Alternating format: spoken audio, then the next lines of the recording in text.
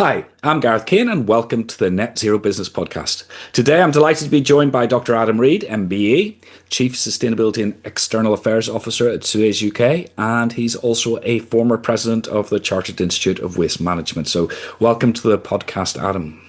Thanks for the invite, Gareth. I'm looking forward to this. Good. So obviously, just with that brief intro, you've got plenty to talk about, but let's go back to the start. How did you first get started in the sustainability field? Wow, that's a long time ago. I'm just over 50, so I'll take you back to the 80s. Litter duty at school was one of those things that you got when you'd probably been a bit cheeky. And I did a bit of litter duty as a kid, and it got me fascinated by the things we threw away. And then I was reading The Wombles by Elizabeth Beresford, and now that was about littering across Wimbledon Common, which was on the doorstep where I grew up. And it kind of got hooked. This whole, what is it we're doing, and why is it we're relying on little furry animals to clear up the planet? It seems terribly ironic. And then that kind of grew into my fascination about people and planet. And I've got a passion for geography. I had some brilliant teachers at senior school that absolutely inspired me about what was around us and why we were impacting it, and climate change and the kind of erosion of the glaciers, and looking at urban heat islands and smog. And I was just like, wow, we're kind of getting this wrong. And so from the mid 80s onwards, I was a geography geek who loved all things people and planet. And when it came to going to university, well, it had to be a geography degree, and my geography degree was brilliant because it was all physical and human intervention. I didn't go down any one route. I got to do applied hydrology. I got to learn about countryside planning and control measures, and it kind of all just started to fit. And my dad was in the waste industry, and I knew a lot of people in the sector. I did some work experience in waste management, and suddenly my undergraduate thesis took me all the way back to litter, and I went, bingo, it's all about landfill. Where's the future of UK's waste management? We're running out of space. We're at a small island. We're going to have to boost recycling. And before I knew it, the circular economy. So my undergraduate thesis was all about the policy revolution. And that led to me doing sort of 2 years in local government, which I always call my apprenticeship, and then my PhD. And from there, I became a waste specialist who effectively lived in a sustainability world, doing consultancy for big brands, local authorities here in the UK, but more interestingly, all over the world. I travelled with the likes of ERM and Hyder to far-flung places to help them go from open dump sites into semi-controlled collection systems, and moving everything up the hierarchy, which was all about moving towards greater sustainability. So it was kind of in the blood, but I think up my DNA just as geography, and therefore by default sustainability. So what was the title of your PhD thesis then? The future of UK waste management. Landfill is running out, and and that was undergrad. And when I did my PhD at Kingston University a couple of years later, I picked the topic solid waste management policy implementation failure. Mm-hmm. And it became they sit on my shelf to this day because it's probably the biggest achievement of my career, but 2 volumes of insight into why we were getting things wrong, from setting wrong targets to not talking about the issues with the value chain, to not valuing resources that were secondary, and therefore never having a true recycling or a circular economy, if you like, all the way through to how the narrative was wrong and the language we used. We use waste.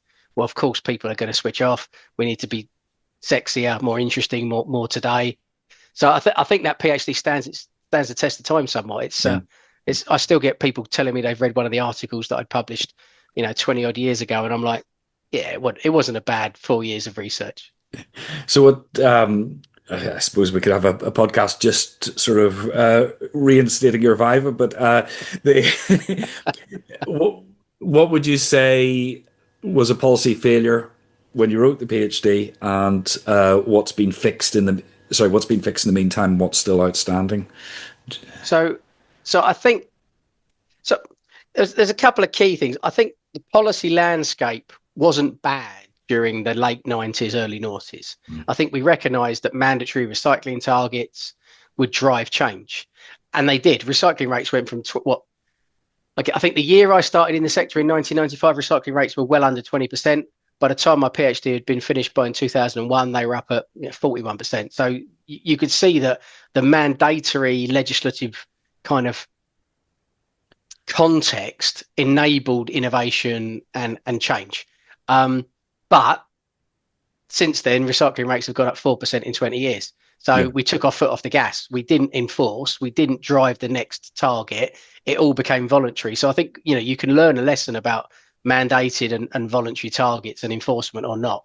I think the area I specialised, and I always have done in behaviour change. And I guess I spend most of my career now trying to change either the minds of politicians or the behaviour of local residents, or a CEO in a small business who I've got to sell, a different bin collection to. And I think all the way through my PhD, I was always bringing it back to the, so what's my mum going to do with this? And I think for all the millions of pounds we spent on recycling now, the possibilities are endless. That huge campaign that went pretty much while I was doing my PhD and was all over the TV, and it was in the cafe on EastEnders, and it was in the pub in Coronation Street. It became common language. I don't think we've moved the dial again on public engagement. So Recycle now is a well-established brand, and the Recycle Week is well celebrated. Yeah. But in reality, the people that recycled in 2000 recycle now. The people that don't, and the people that don't care still don't care. And I think you've got to start to go. If you want more people to engage in the circular economy or reuse and repair or whatever your passion is, I think we've got to stop talking about the environmental benefits and making it green and making it, eco or making it sustainable, because all of those things captured the first 40-50% of people. Now it's going to save you money, or it's going to protect your children. It has to be a different imperative. It's going to create an opportunity. That's the imperative that's going to bring the next big batch of supporters on board. And I think we haven't done a good job in a lot of the environmental agendas in the last 20 years of making it important to people outside of the environmental agenda. And I think that's where climate change and net zero are a bit of a political football at the moment, because it's all more cost. It's all difficult to do. It's all going to stop you making your own choices. It's all going to make your life hard. When in reality, we should be saying, yeah, but you had it all cheap before because we never really captured the externalities associated with bad waste management and pollution. What we're doing now is we're redressing the balance, and actually going forward, there are great new opportunities in the circular economy, because you can have a reuse and repair business that delivers a service for life, and you get, you can be sticky with your customers in a way that a buy and discard relationship doesn't ever build. And I think we don't talk about that enough, the opportunity for a paradigm shift, if you like, that is deliverable beyond being green. Yeah. And sometimes I get frustrated with the green sector itself, because there's a bit of a tendency for people to sort of say, oh, we can't recycle our way to sustainability. Whereas, as a big believer in the circular economy myself, I think it's a huge part of a sustainable society, as copying the natural cycles. But the other thing I think is dangerous about that narrative is that, as you mentioned there, recycling is kind of the initial and simplest touch point for the public to actually engage in sustainable behaviour. Yeah, it's the poster child, and has been for a long time. When you ask the public, are you doing your bit? Yeah, I recycle. What interests me, I stood up at a platform, sustainability leaders. I think it was about 400 of them in the room in London not that long ago. And I went, okay, everybody stand up. Okay, who recycles? If you don't recycle, sit down. Everybody stands. Of course they do. They're sustainability officers. They couldn't be seen to be sitting down. But then I asked the question, so do you recycle every week? A few of them sat down. Do you recycle properly? And they looked at me, and I went, well, do you actually segregate your materials as you should according to the instructions? One or two of them started to waver. And then I said, what happens when you go on holiday? And what happens when you're out away from home? What do you do? And then suddenly they all start. I'm saying, okay, so for a bunch of the greatest sustainability officers in the country, you're actually not really living the dream at all, are you? And if you can't get it right, then how do you expect my mum to get it right when she's no expert? She doesn't have a PhD in this particular topic, and therefore I've probably lost her interest. And I think, therefore, being the poster child, it's very easy to attack it and go, yeah, but it doesn't work, does it? Look at the leakage. Look at the fact it's stalled at 45% in the UK. Look at the fact even the best places around the world are struggling to hit 70%. There's something fundamentally wrong, and that is recycling is the end of a consumption chain. Mm-hmm. And therefore it'll get you out of the problem, but it won't solve the problem. So it's the sticky plaster that stops the bleed, but it didn't stop you getting, the puncture wound in the first place. And I think what we've got to do is we've not got to uneducate people that recycling is the wrong thing to do, but it's only the base for you to now embrace more reuse, repair, refill, and ultimately better consumption of services, not products. And that is when we start to go less resources in total, but still very productive. You can still tax that system. It's still economically viable, but it's not about buying stuff that sits in a drawer and then gets, thrown away in the hope that I can do something with it. We've got to move beyond the hope that I can do something with it to a future where it's designed to have something done with it. Yeah, absolutely. I'm a proponent of the idea that the circular economy should be seen more as a way of generating sustainable raw materials rather than.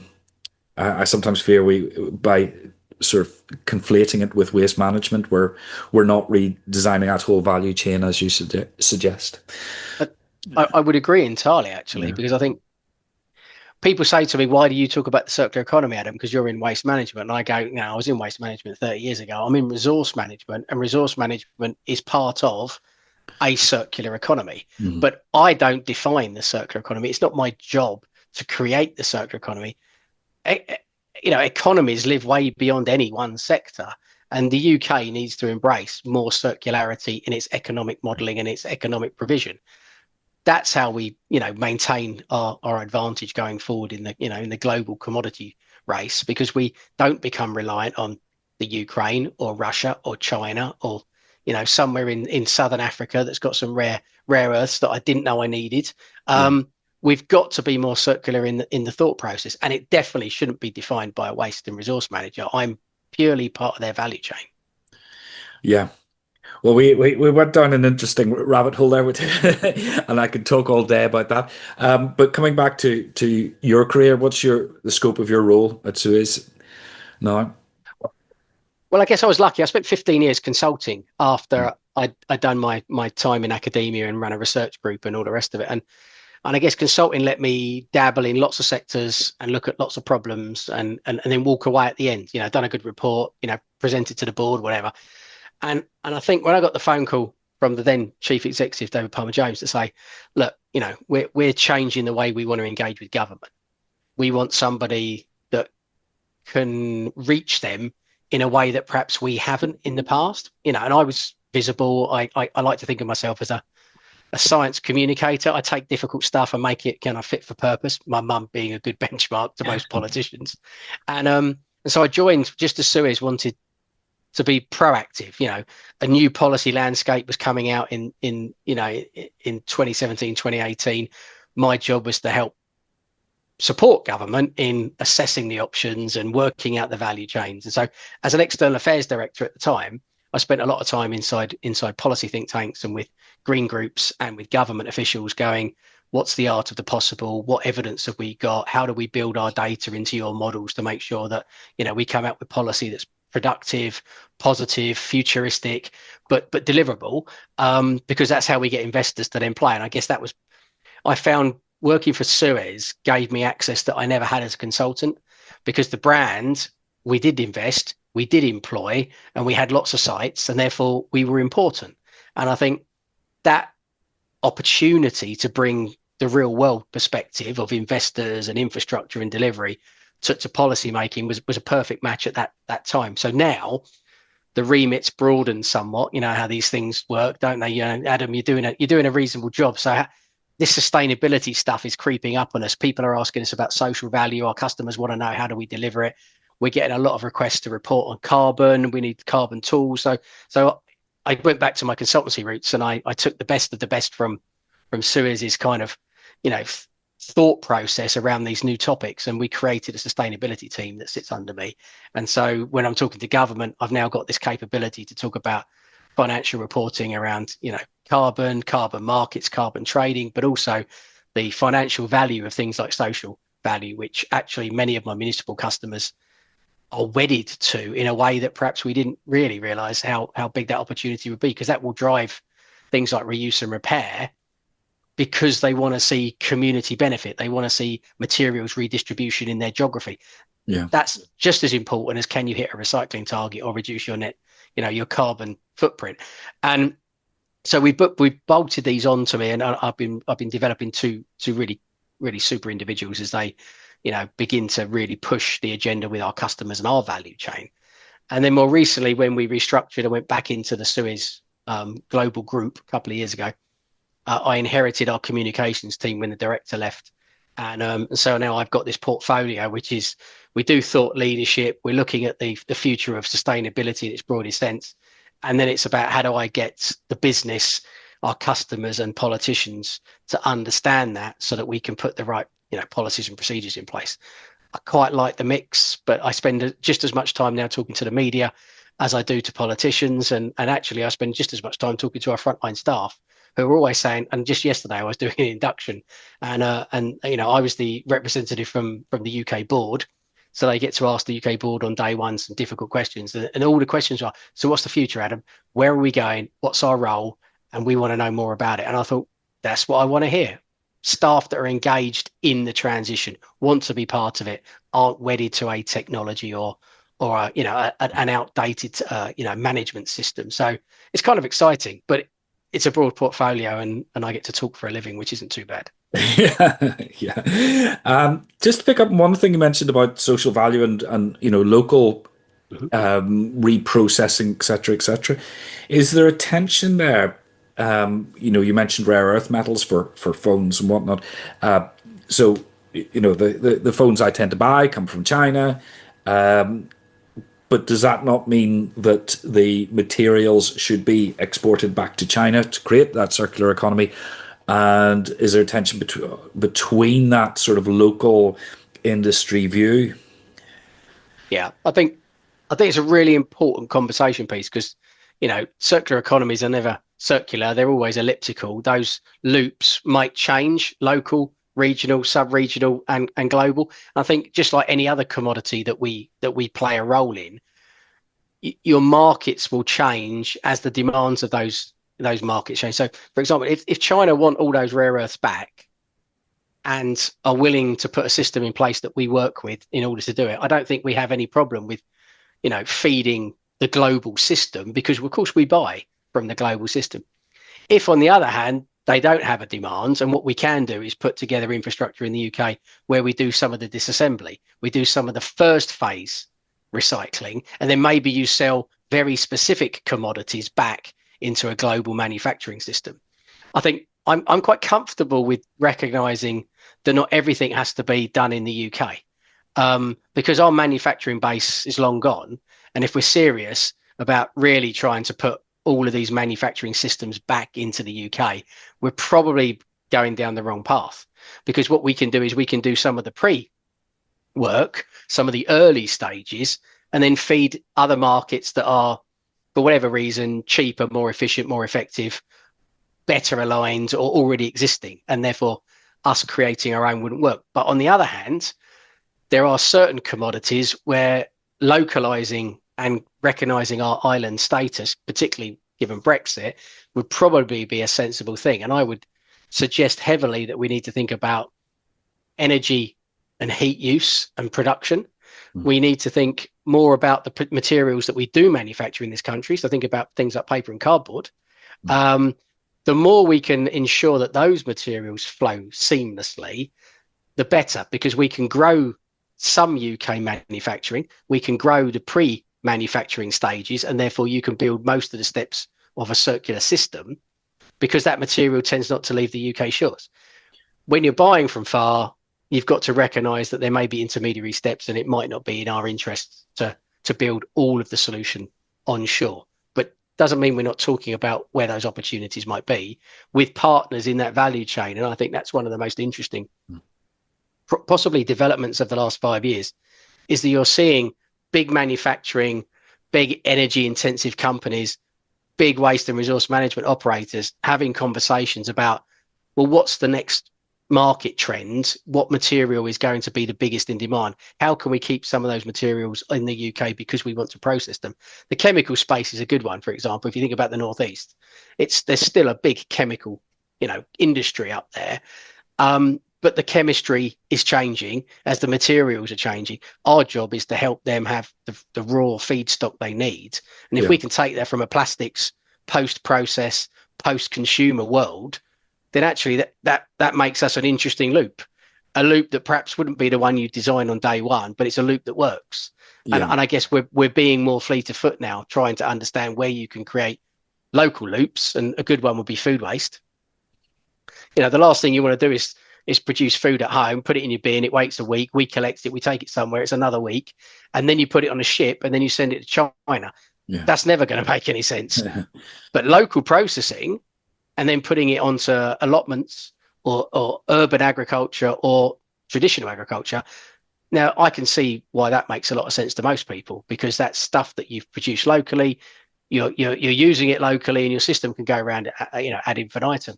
The problem comes when you start importing lots of food.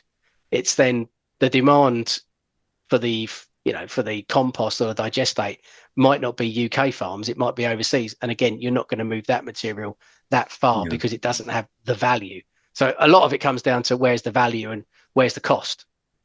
Yeah.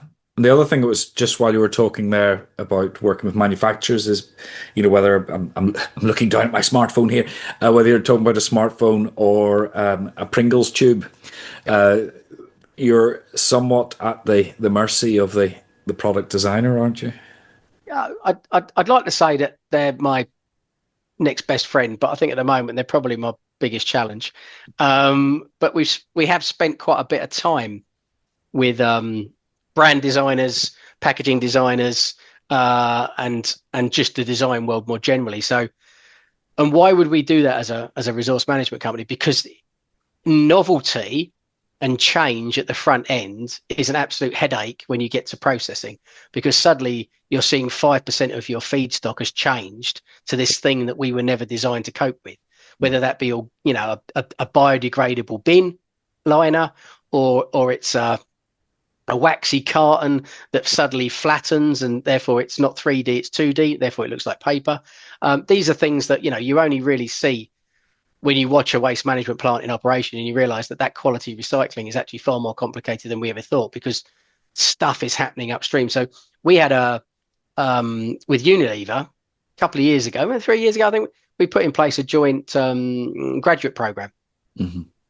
So the Unilever design team in particular and our processing teams in particular, so we kind of picked some key people, got to spend some time together looking at their processing infrastructure and decision making and ours, to understand how the impact of one on the other could be significant. And the real outcome of that was designing some new shampoo bottles that were easier to sort and easier to circle, and therefore ticked a lot of boxes.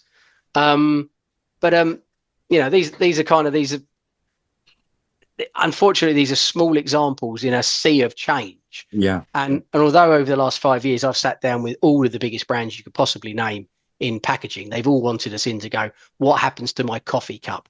Where would this crisp packet go when I change the material from X to Y? So there is a fascination now with our part of the system, but often it takes 2 or 3 years beyond those conversations before you start to see the packaging formats really change to be more user friendly. And by user friendly, I mean not just for my mum when she's buying it or eating it, but also for those of us that have to handle it and the then on processing that comes with it. It's that's a complicated chain that often doesn't result in the best looking product on shelf, because maybe it's got more recycled content and therefore it's not quite as glossy, or it has to be a different color because it can't be that pure clear plastic shade. These are all things we're working on together now, though. That collaborative value chain recognizes that the future has to be more together, and therefore less perfect for any one of us. And I think that's probably healthy outlook.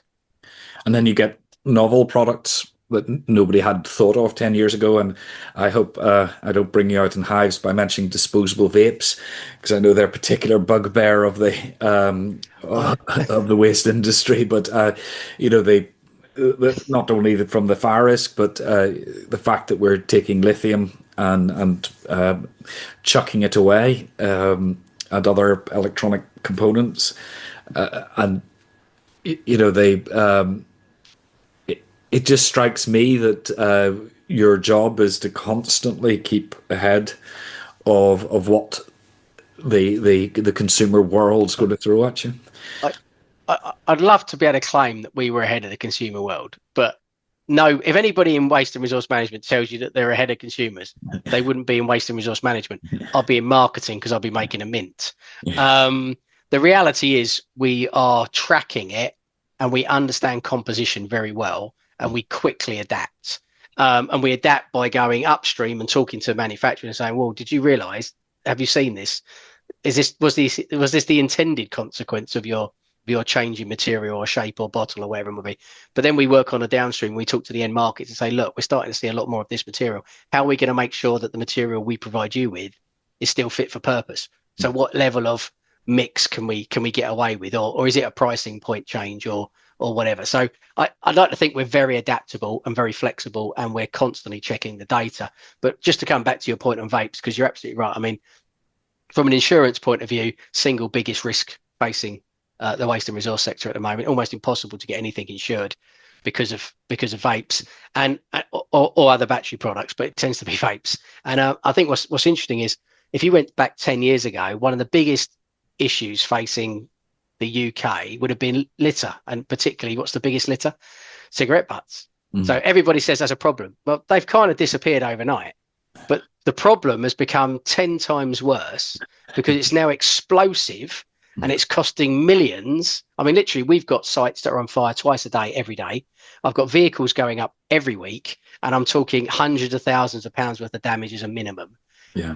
And it's threatening people's lives daily. And that's all because something was designed to be thrown away because nobody valued the lithium that's in it. And, in an ideal world, and I've been talking to government quite a bit about this recently, a deposit return scheme on a disposable vape or the disposable battery, should it be, should you be able to extract it, would be a simple way of getting a lot more of that material back in the right way and therefore de-risking the whole system. But let's be honest, you've only got to look at what the manufacturers have done. It can't be single use. So we'll put a charging point on the side for the cost of a penny that doesn't work, but it's now not single use. Well, nobody's recharging it because it doesn't work. So where's trading standards when you need them? Yeah. But so these things are still turning up because people are going, it's only cost me £2. Gone. Not, it's cost me 20 quid. I'm going to recharge it. It's not a product for life, is it?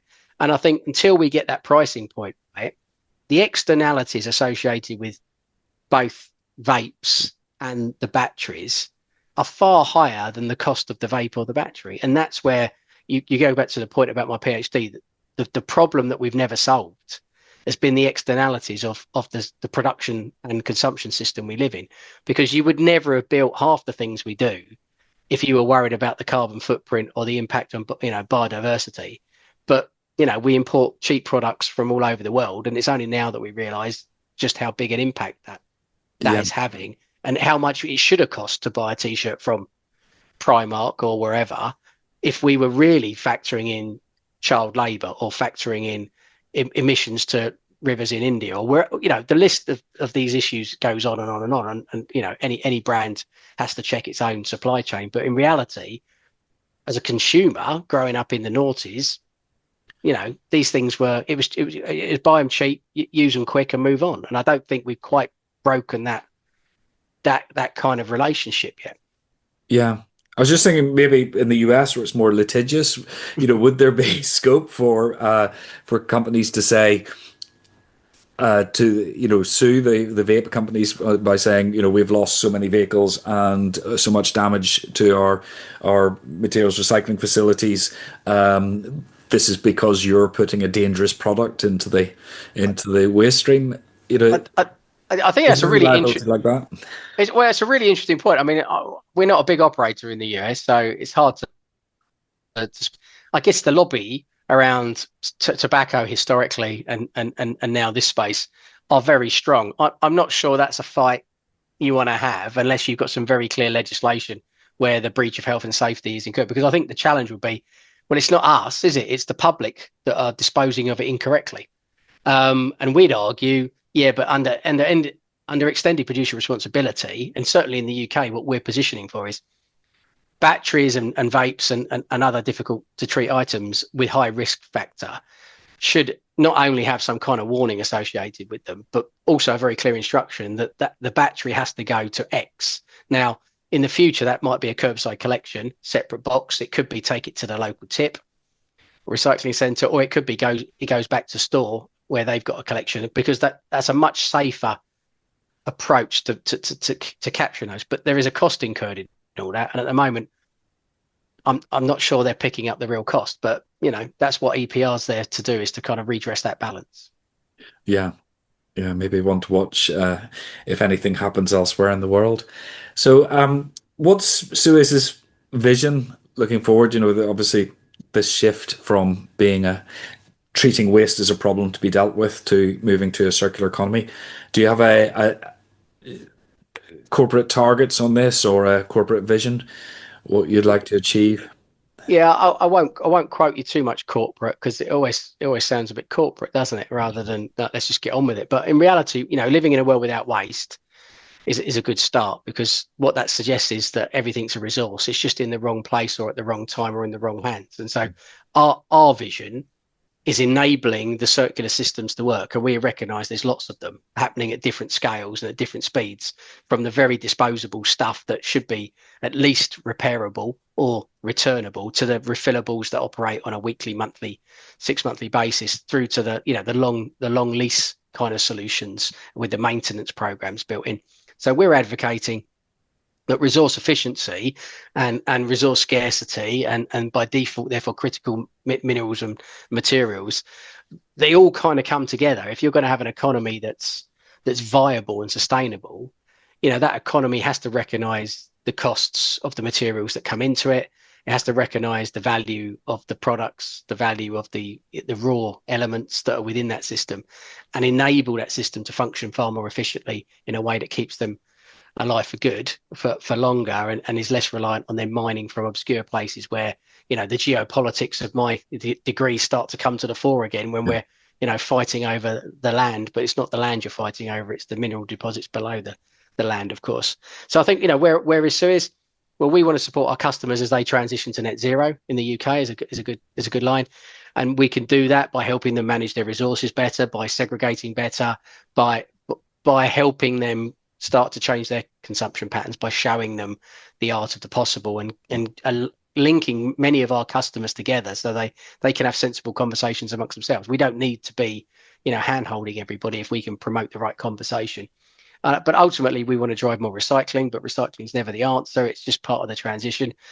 People would say, look, Adam, you work for an energy from waste company, don't you? No, I work for a resource management company. We just happen to have a large energy from waste base. And some people would argue that's not sustainable and it's not good for net zero ambitions, Adam. And I'd go, but landfill was worse. And so we've spent 20 years taking ourselves out of landfill to make more circular systems, whether they be energy or heat based, whilst we built recycling. The next 20 years will be us managing society's residuals, which will drop, absolutely, as all these other EPR promoted funded systems start to work better. The flexible plastics start to be targeted in 27, as we start to improve the way we deal with mattresses, as we go after batteries.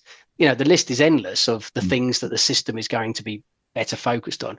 And as your residual waste drops, so those energy from waste facilities start to come to a natural end. Some of those will become carbon capture centres. Some of those will become chemistry sets producing specific materials for the manufacturing sectors of tomorrow. And some of them, will become pre-processing for recycling, repair and reuse. And you've only got to look at Manchester and go, haven't you got, Europe's largest repair and reuse centre? And I go, yeah, we have. And it used to be a composting hall, a really large composting hall, but it wasn't needed. And so we've reused an old waste management site for a new resource management process. And actually, that's community engagement, it's positive social value, it's driving materials up the hierarchy, it's green jobs. And, if I can turn one or two of our energy from waste plants into, material centres of tomorrow, 5, 10, 15 years, then I think we're probably on the right track. It's that constant adaptation that you talked about earlier. We don't sit still. We just move through these cycles. And yet, isn't there, just on the energy from waste thing, isn't there 1 million tons per annum capacity coming online more than what the government believes we need?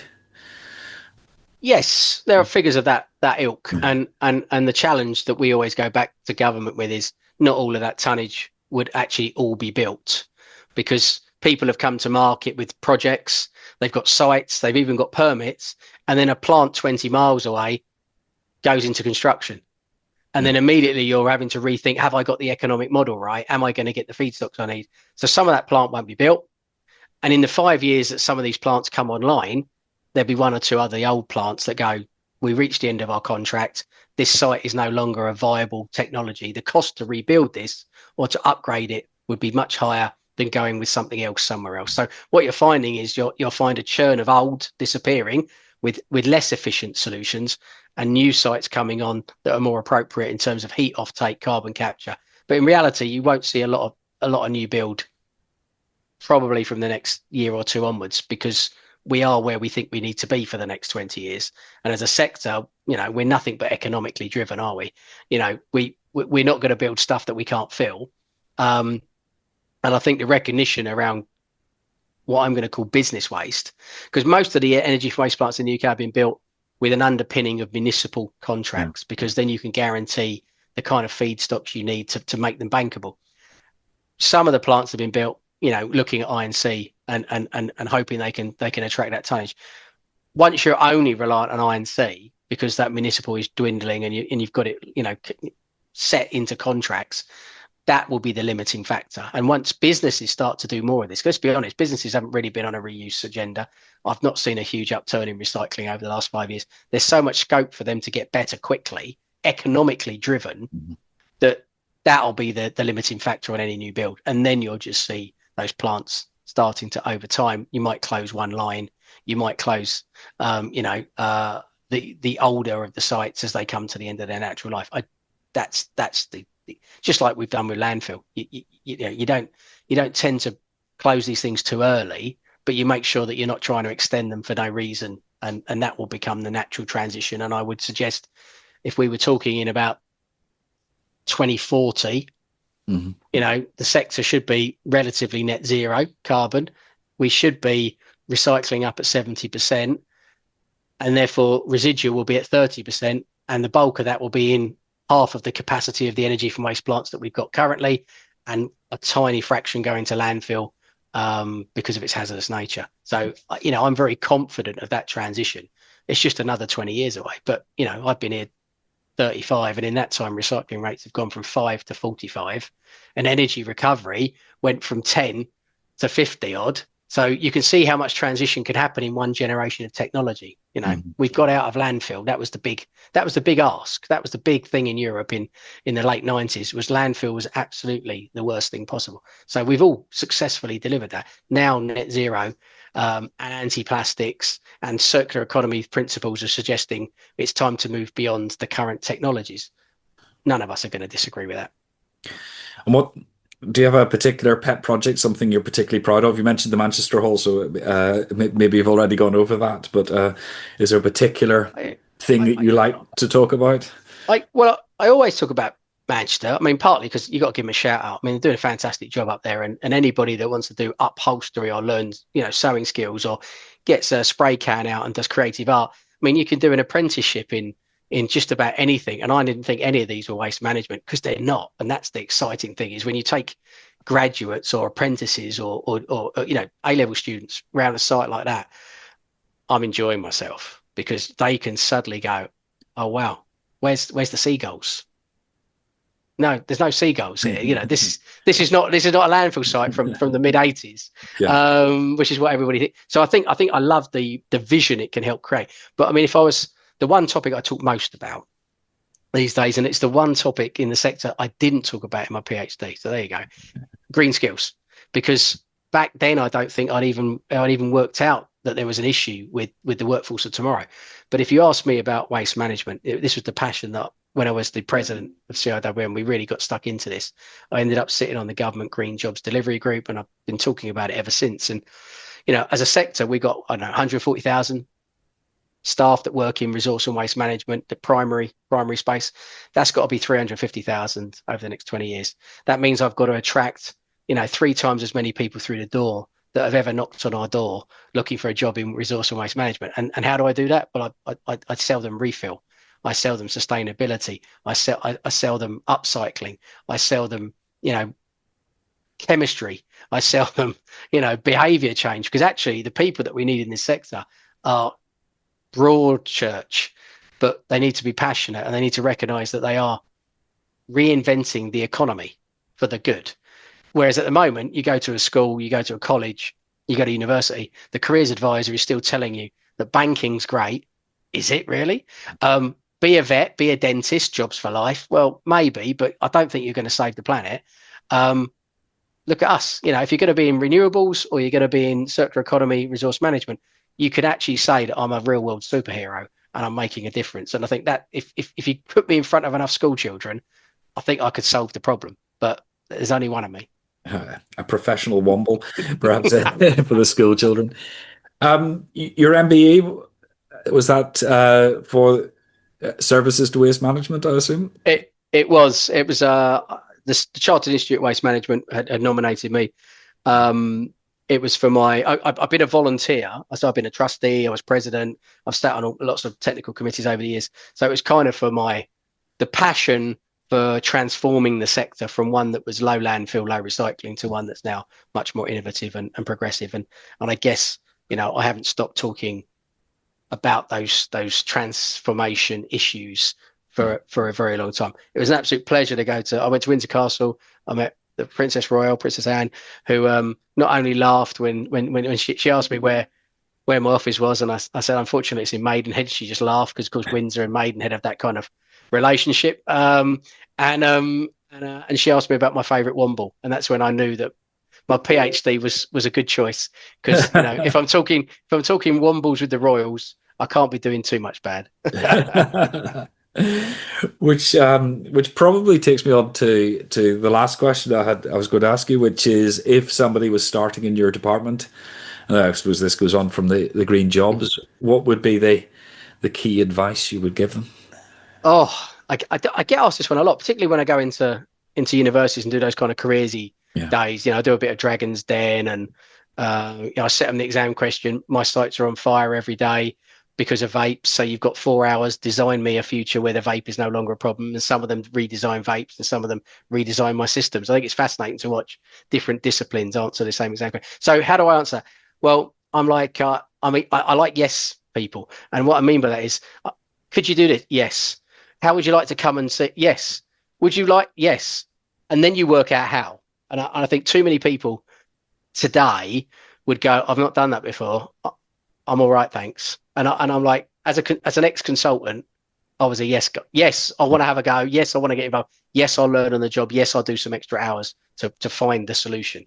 So I think I want people that have got a passion for wanting to get on, because I think passion in sustainability is absolutely fundamentally important, because you're going to come up against a lot of brick walls. People are going to say, it's costing too much. This isn't a priority for my customer base. It's too difficult. We have to sometimes knock on the door and go, no, this is about us 5 years from now. This is about making us a credible supplier. This is about our sustainability as a business. So this is not a nice to have. This is essential. And I'm going to make your site, your team, your offer better by being involved. So I think you've got to be a bit yes and a little bit ballsy. Don't shy away. I think the other thing's a passion. I think the other thing for me is it's and it's another consultancy skill. It's something that you kind of, it's hard to teach. It's listening. Mm-hmm. So a lot of what we do is, listening to politicians, listening to members of the public, listening to civil servants, listening to customers. If you can't hear what they're really worried about, you'll never be able to offer them a way forward. You can't find the middle ground. You can't design a solution because you're not listening. And therefore the people that want to come and work for me and work with me closest are the people that can be in a room and can understand, right, that's their big driver. I know they're complaining about the smog or the emissions or the car, but actually they're worried about something. It's understanding what's worrying people allows us to then work with them on a solution. So I think passion and listening, you got those two. I can work on the technical stuff. Don't worry about that. Fantastic.